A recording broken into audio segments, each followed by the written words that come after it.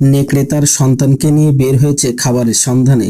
হাঁটতে হাঁটতে নেকড়ে তার শাবককে বলল, ঘাস খেতে পারলে তোমার বেঁচে থাকা আরো সহজ হতো বাবা, কিন্তু তোমাকে খেতে হয় মাংস। এটাই তোমার জন্য একটা অভিশাপ। জঙ্গল তো সাফ হয়ে গেল, এত খাবার পাবো কোথায়, বাঁচবো কেমন করে?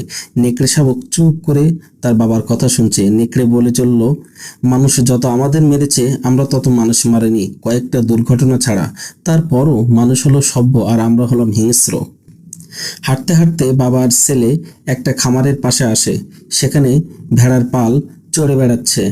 ছেলে বাবাকে বলল, বাবা আমি যাই, তোমার জন্য খাবার নিয়ে আসি। বাবা বলল, না বাবা, তুমি এখনো ভালো শিকারী হওনি, ধরা পড়লে নির্ঘাত মৃত্যু। আমি যাই, তুমি এখানে অপেক্ষা করো। ওই যে লোকটা দেখেছো, ও হলো রাখাল, আর ওর হাত যে দণ্ডটা দেখেছো, ওটা লাঠি, এটাই হলো তার অস্ত্র। তোমার মাকে ওই লাঠি দিয়েই পিটিয়েছে। লাঠি দিয়েই প্রহারের যন্ত্রণা বড়ই নির্মম, মাঝে মাঝে মানুষ খুব ভয়ঙ্কর হয়ে ওঠে। আর ওরা একসাথে লাঠি দিয়ে যখন কাউকে প্রহার শুরু করে, তখন ওদের শরীরে দানবীয় শক্তি এসে ভর করে। নানা বিষয়ে ওদের মাঝে অনৈক্য থাকে, কিন্তু কাউকে লাঠি দিয়ে পিটিয়ে মারার ব্যাপারে ওরা সবাই এক হয়ে যায়। বৃষ্টির ফোঁটার মতো অগণিত লাঠির প্রহার গায়ে এসে পড়ে। কাউকে পিটিয়ে মারা তখন একটা উৎসবে পরিণত হয়, সে মানুষ হোক কিংবা আমাদের মতো কোনো হিংস্র পশু। সুতরাং সবসময় সাবধানে থেকো, কোনো অবস্থাতেই কোনো মানুষের লাঠির আওতার ভিতরে গিয়ে পড়ো না।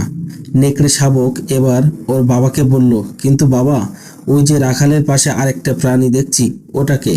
বাবা একটা দীর্ঘশ্বাস ছেড়ে বলল, ওর নাম হলো কুকুর, আর এই কুকুরই হলো তোমার আসল শত্রু বাবা। নেকড়ে শাবক অবাক হয়ে বলল, কিন্তু বাবা, ও তো দেখতে অবিকল আমাদের মতো, সে কি আমাদের কেউ না? নেকড়ে দুঃখভরা কণ্ঠে বলল, না বাবা, এটাই হলো আমাদের জীবনের চরম দুর্ভোগের কারণ। দেখতে আমাদের মতো হওয়া আর আমাদের হওয়া, এই দুইয়ের মেঝে যোজন যোজন পার্থক্য আছে বাবা।